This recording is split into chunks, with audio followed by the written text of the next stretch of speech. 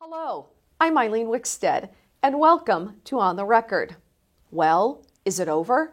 That's probably the growing sentiment as we enter month 3 of the COVID-19 pandemic. Around the country, many states are slowly phasing in a return to business. The decision of how and when to lift some of the restrictions and reopen has become a polarizing issue. As you begin developing your organization's return to the workplace plan, the communication goal is now different. A return to the workplace plan signals change, and change, as we know it, requires a higher level of deliberate, focused, and layered communication. As you communicate your operational decisions, it will be important to build common ground and lay out the detailed reasoning and criteria for how you developed your plan.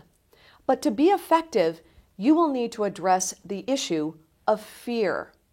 Fear is a powerful emotion. It's what keeps me from riding a horse or looking out over a 40-story building. In the aftermath of this fierce and fatal virus, you may be dealing with a fearful workforce whose level of comfort with physically returning to the workplace will vary from "I can't wait" to "I can't believe we're doing this." That emotion may be a high hurdle for leaders to clear when they talk with team members, customers, or clients about this new normal.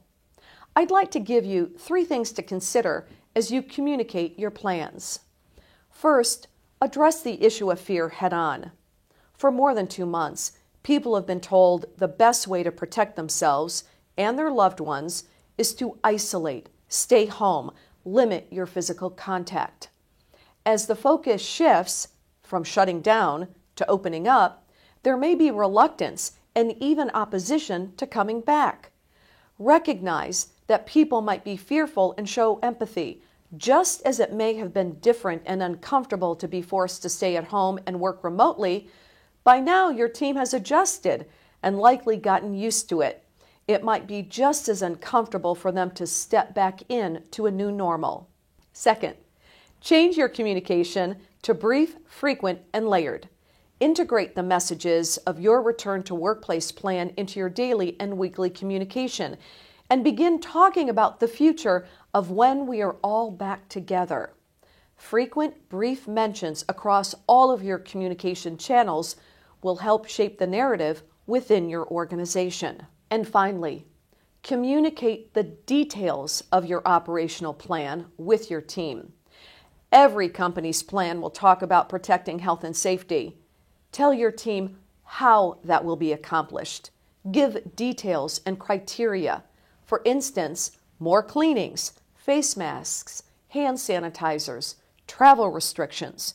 Be sure to mention that while you have a plan in place, implementing it will be predicated on state and national guidance. The presidential speechwriter James Hume once said that the art of communication is the language of leadership. As we enter this next phase of our new normal, your communication can build trust with your team and define you as their leader. Thank you for joining. I'm Eileen Wickstead. Brighter days are ahead.